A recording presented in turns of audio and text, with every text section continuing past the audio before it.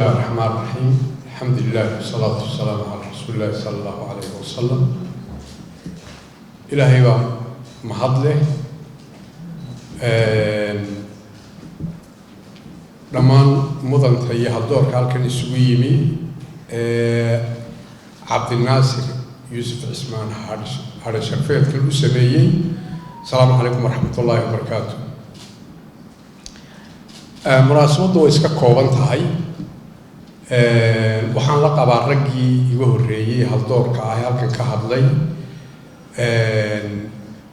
waxa weeye waa bogaadin iyo dhiirigelin Cabdinaasir aynu jeedinayno iyo kulankaynu ka mahadnaqayno. Cabdinaasir waa ku bogaadinaynaa inuu han leeyahay maantana uu u cimaamadan yahay inuu ka mid noqdo aqalka golaha wakiilada jamhuuriyadda Soomaaliland sharci dejinta koowaad. waa nin ku munaasib ah ammaan badan baa loo jeediyey oo aan afgobaadsi ahayn laakiin run ah. ragga halkan wada joogo dhamina Cabdinaasir waa ragays yaqaanaa isaguna waa sababta uu soo xushay ama ugu yeedhay. Cabdinaasir waa nin xidhiidh badan dadkana public relationkiisa iyo xidhiidhkiisu fiican yahay waana nin ilaahayna ku xidhan. dadka saalixiinta marka la sifaynayo waxaa la yidhahdaa hebel waa sawaaman qawaaman, waa nin soom badan toosnaan badan. waxaan runtii Cabdinaasir ku aqaanaa sifadaas inuu yahay nin toosnaan badan, cibaado badan, soom badan, dee qof ilaahay ku xidhanna ma guurtaraystaba. waa la qabaa raggii kaftama Cabdicasiis Samaale saaxiibka Cabdicasiis Samaale iyo waabeeye iyo duur iyo raggii yidhi dee malaha xildhibaanada inuu Cabdinaasir way isaga gengiman tahay hiilkaluu doonayaayo inaga doonayaa. waan la qabaa taana. waxaa kaloo runtiina bogaadin mudan beeshii Cabdinaasir soo xogtay. siyaasadeennii way runtii waan la qabaa inay kori weyday oo aynu beela noqonnay. dhaqankeennaanay salka ku haysaa. arrintaasina cid gaaroo lagu dheeraynaya ama lagu ceebaynaya ma jiree haldoorkeennan iyo intaynaga maqaniba waa mid aynu wada leenahay. cid gaari kama mas-uulaha. commission laguma eedayn karo. madaxweyneyaal waddankan soo maamulay iyo mid jooga laguma eedayn karo. haldo xisbiya laguma eeday. waa dhaqan aynu ka goori kari weynay oo foostadaa aynu ka dhinaca kale marin kari weynay. maantaba waynala gudboonta haddaynu wax ka rarayno waynala gudboonta. waan ku bogaadinayaa beeshaas. waxaana halkaa ka muuqataa dee beesha Cabdinaasir wada waa beeshii saltanadii isaaqu ay taalay.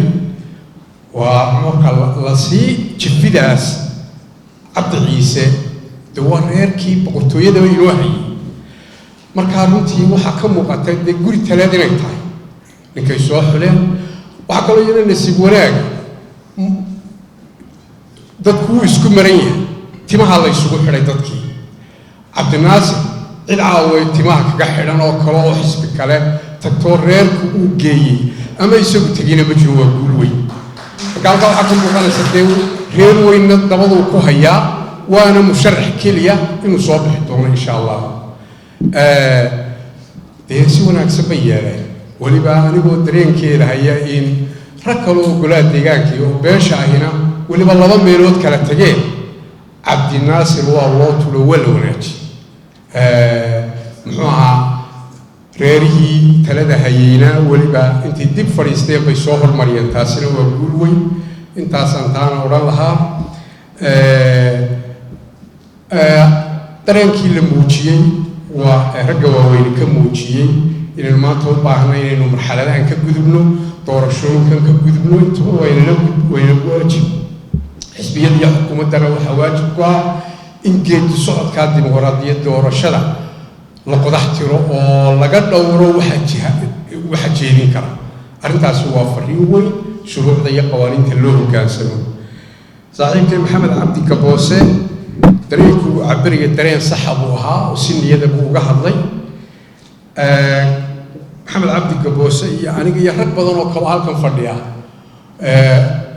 ilmaadeertu waa in istaqaana rag badan oo han madaxweyne leh oo isla waxbaad waddanka ku soo kordhin karaa yaa halkan fadhiya iyo inaga maqanba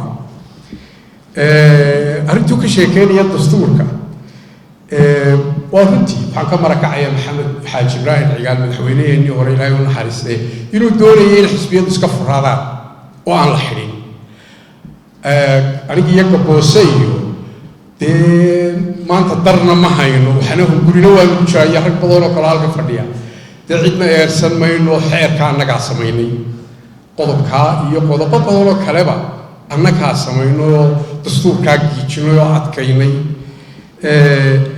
maxamed cabdi gaboose waa nin dagaalyahan siyaasadda aada u dagaalyahano faytara shirgudoonkuu noogu jiray xogayaha guuda shirkuu ahaa dagaal adag baa nagu dhex maray qodobo badan dabeedna maalin baanu kaftanayoo ambasador hargeysa kilaa buu deganaayo nagu casimo markaasaan la kaftanoo niri miisaankaa xoogaa ka yar dhacay markaasuu yidhi diyaar baan u ahay berigaan jaamacadda ku jiray buu yidhi room waxaan lumiyey intaasoo kiilo yacni markaa dee siyaasadda murankeedii dagaalkeedii qaxarkeedii iyadaa diyaar baan u ahay buu yidhi inaan lumiyo dee miisaan oo waaba aragtaanba marka horta waxaasaa dee ummaddan soo maray oo taariikh badan bay leedahay waxaan leeyahay sabir iyo dulqaad bay u baahan tahay siyaasaddu aad iyo aad baan rag oo dhan u bogaadinayaa waa mahadsantihiin salaamu calaykum waraxmatullahi wabarakaatu